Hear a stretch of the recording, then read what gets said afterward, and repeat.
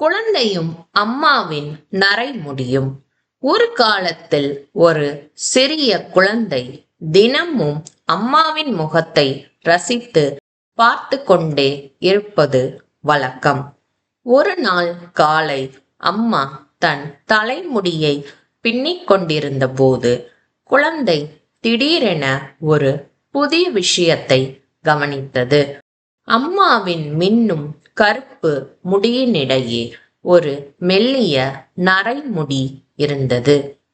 குழந்தை அதை சுட்டிக்காட்டி, அம்மா, உங்களுக்கு ஏன் நரைமுடி வந்திருக்கிறது என்று கேட்டது.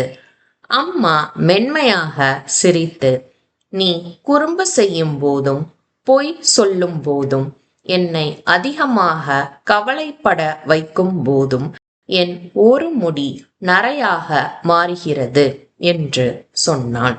அதை கேட்ட குழந்தை அமைதியாகிவிட்டது. அம்மாவை கேட்காமல் கத்தின தருணங்கள், சொல்லியதை மறுத்த நாட்கள், அம்மாவை கண்ணீரிலும் பயத்திலும் ஓட வைத்த நேரங்கள் அனைத்தையும் நினைத்து பார்த்தது. மிக மெதுவாக குழந்தை கேட்டது, அப்படியானால் அம்மா, பாட்டியின் முடி எல்லாம் ஏன் நரையாக இருக்கிறது? அம்மாவும் குழந்தையும் சிறிது நேரம் ஒருவரையொருவர் பார்த்து கொண்டார்கள். பிறகு இருவரும் சிரித்தார்கள். அப்போது குழந்தைக்கு புரிந்தது. தன் நடத்தை காரணமாக அம்மாவுக்கு நரைமுடி வந்தது போல அம்மாவும் ஒரு காலத்தில் பாட்டிக்கு குழந்தையாக இருந்து தவறுகள் செய்திருந்தாள் என்பதை குழந்தை உணர்ந்தது.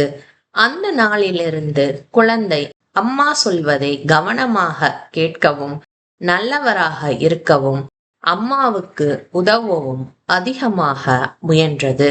அம்மாவின் அழகான தலைமுடி சீக்கிரம் நரையாகாமல் இருக்க வேண்டும் என்பதற்காக. மேலும் பெற்றோரின் தலையில் இருக்கும் ஒவ்வொரு நரைமுடியும் அன்பு, கவலை, தூங்காத இரவுகள், சொல்லாமல் செய்த தியாகங்கள் ஆகியவற்றின் கதையை கொண்டிருக்கும் என்பதையும் குழந்தை கற்றுக்கொண்டது. நீதி: பெற்றோர்களின் நரைமுடிகள் அவர்களின் அன்பு, கவலை, தியாகத்தின் அடையாளங்கள்.